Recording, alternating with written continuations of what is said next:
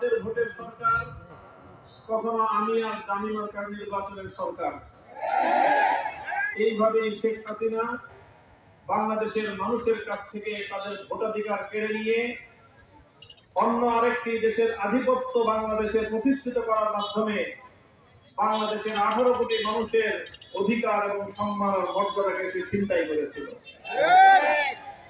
শেখ হাসিনার এই জুলুম, শোষণ, নির্যাতন, খুন, গুম, হত্যাকাণ্ড আর দেশের মানুষের বিরুদ্ধে পরিচালিত তার ফ্যাসিবাদ এবং স্বৈরতন্ত্রকে বাংলাদেশ থেকে বিদায় করা হয়েছে, উৎখাত করা হয়েছে।